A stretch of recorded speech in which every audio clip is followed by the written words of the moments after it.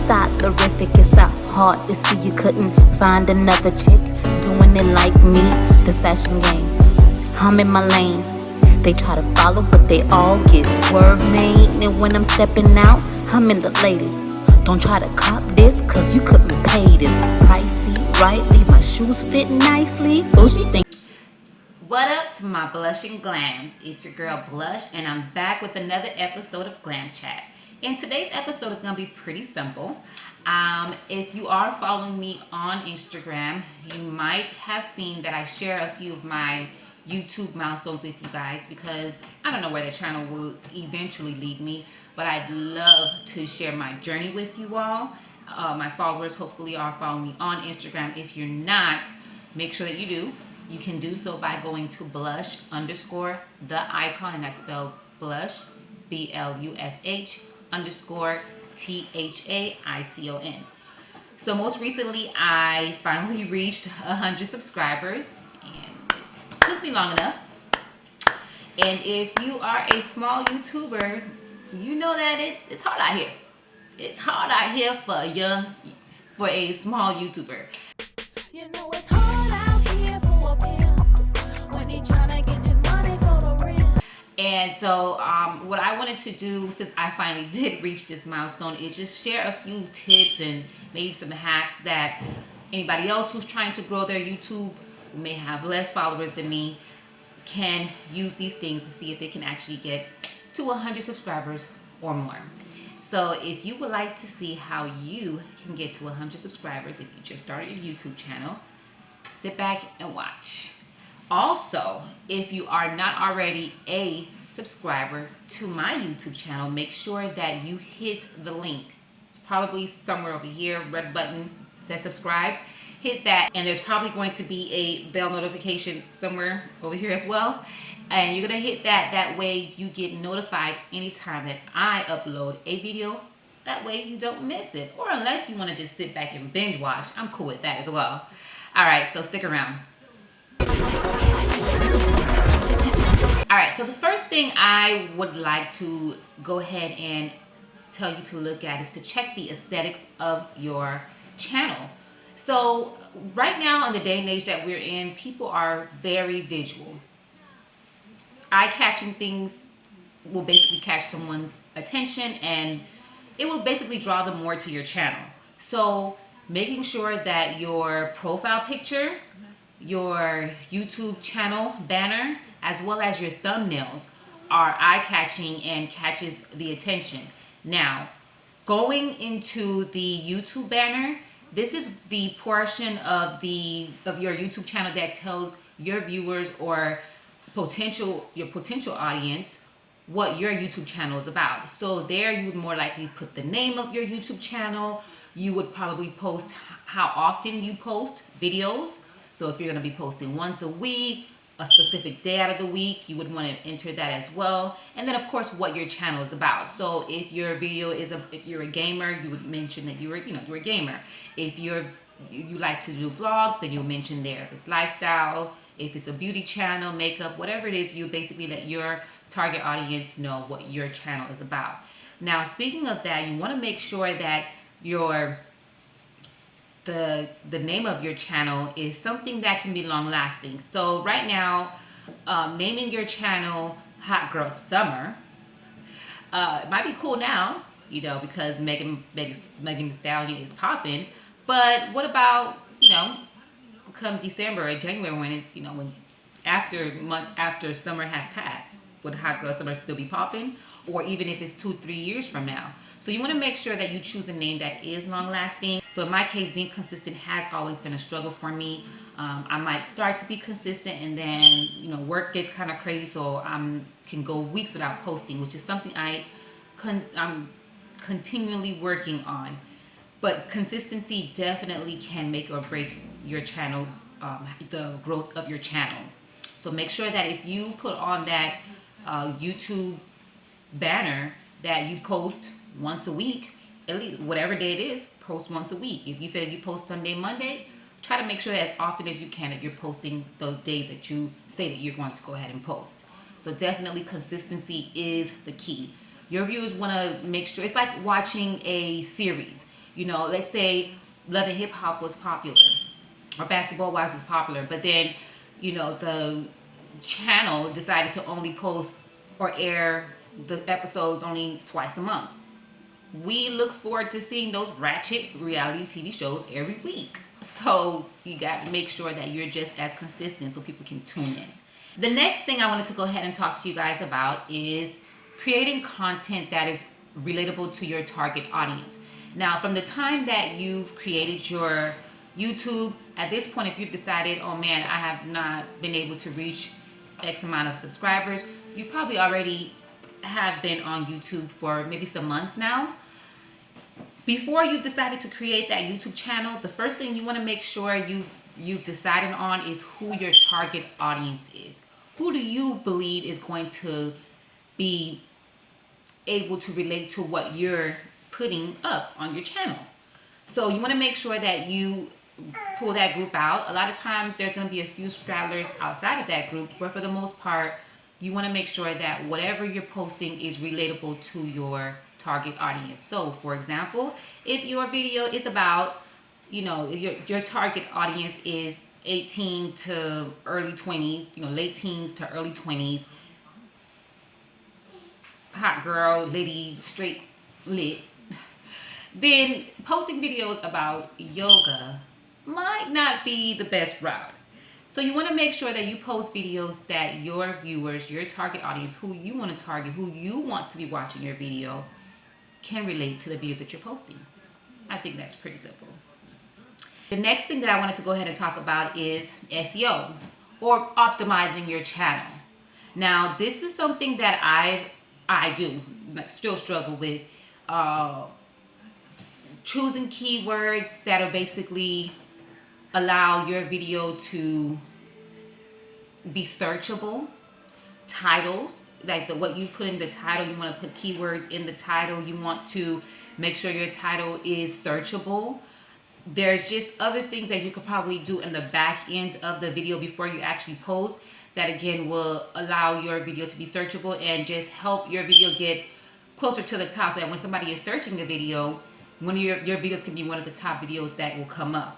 Definitely find ways to make sure that your video is searchable by just getting into like the back end of your video before posting it. The title, keywords, thumbnails, all of that plays a role in optimizing your video, which ultimately can optimize your channel and subsequently get your subscribers up. The next thing I want to talk about is quality of your videos. Now, when you first start your YouTube, I would not recommend going out and purchasing a very expensive camera. I've seen people who, and I think even myself, I've done a few videos myself with my camera. My cell phone is not the greatest, but it can be done. You don't have to go out and buy an expensive camera. If you have it, awesome. If you don't, you can use your cell phone. A lot of people nowadays have smartphones, and a lot of these smartphones have the capabilities of shooting grade A videos. So using your smartphone is a way to kind of like how you use your smartphone when recording can do a great deal on the quality of the video. So something that a friend of mine told me, which I did notice, he noticed that it was a video that I was recording, and he noticed that on the side of the video there was like the two black bars there, and that's because when you have your cell phone and you're recording like this, you're gonna have those the black bars. So whenever you're recording, you want to make sure that you record this way. Otherwise, try to get a good camera if you can afford to do so. There's plenty of them out there. I won't shoot out any names because I'm not really like one of the techie types, but you can always research online the best cameras for vlogging, or just go into like your local Best Buy, see who can actually help you with that as well. Lighting is very important. You don't have to go out and purchase lighting. It can help, but you don't have to go out and purchase lighting. You can actually use natural lighting. I see a lot of people who post videos just choosing the right time and the right angle in your room can do wonders with lighting. Background, like a lot of time people are posting videos and they're in their room and there's like a mess back there, or just a lot going on, that can do a lot with the quality of your video. People are very, like I said, people are very like visually, like they're very big on visuals. So what they see is kind of how they're going to judge you in a lot of cases, and it shouldn't be that way a lot of times, but it is that way. The next thing that I want to go ahead and talk about is promotion. Promoting your video. Again, something that I need to work on. But if you have an Instagram, if you have Facebook, if you have Twitter, Snapchat, wherever, friends and family, whenever you post a video, share it on these platforms, or if not, share it, route your followers or whatever to go and watch your video, route them to your channel if you're able to do that. Get your family and friends to do the same. Send it via text message, send it via email blasting.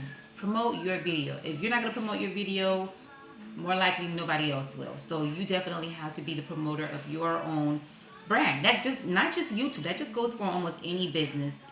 If you have a small business and you want to get it out to the world, the best way to do that is to market. In other words, promote, share, let everybody know what you're doing and how they can get to the video. And so most likely, if you have videos, a lot of videos, and they're good quality video, interesting video, good content, and more people are watching it, usually that's going to get your subscriber level up. And then the last thing I think I wanted to go ahead and mention is networking. But maybe you can also reach out to other small YouTubers, see if you can collaborate with them. If not collaborate with them, invite them to watch, to your channel without soliciting or just being annoying, but invite them to come watch your videos. Just do things like that, or see if there's somebody that would be more than willing to share, post or repost a video of yours. Network. That's basically one of the biggest laws of business. No one's gonna know about your business or what you're doing unless you let people know. Kind of goes back to promoting. One of the best ways to promote is through networking. So that's one of the great ways to kind of get your channel out there. And again, if you are pushing good content but just no one is seeing it, by you doing those simple things, it could help your subscriber level go up. So going back to some tools and things that I did learn a little bit. I'm not great at it. I'm still learning how to create my own YouTube banner. I've been working a little bit better on making better YouTube thumbnails. I use a tool called canvas.com. You can go on it. I believe it's free. If not, it may just be a few dollars a year to use canvas.com. PicMonkey is also a good site that you can go on to be able to create thumbnails and things of that sort that are very good resources for your YouTube channel itself to help with the aesthetics. If you're not techie, if you're not that great with using your computer, outsource. As long as you're not like illegally paying for certain things, I don't think there's any problem with outsourcing, getting someone to help you because you don't entirely know how to do it yourself. You can get someone to help you with optimizing, to show you what kind of keywords to use to be able to optimize your channel. You can outsource to get someone to work on your thumbnails, or get someone to work on editing your videos so they look more put together. I don't think there's anything wrong with outsourcing until you can learn how to do certain things. Maybe your niche, your talent is just being in front of the camera, but the back end of it's not. So look and research if there's anyone in your area. Sometimes you could probably look them up on Instagram, Fiverr, different people that can help you with different tools, different things that you can use on the back end to optimize your channel. Use someone else's talent if you don't have it. As long as what you're bringing to the people is good content as far as the back end of things, outsource to see if that will help you to bring your channel where you want it to be. And that is pretty much it. Hopefully this video was helpful for you, and you can definitely reach your goal and actually exceed your goals. I am definitely hoping that before the year end, I can get to 1,000 subscribers. Gonna just be using some more marketing techniques and just seeing if I can get some other things that I said I want to work on to get my numbers up. But I really appreciate those that have already been watching my channel and keeping up with the Blush Gang, Blush Tribe, Blushing Glabs. You know, you all are awesome, and I just hope that this family can grow. And until my next video, I'll catch you guys later. Bye.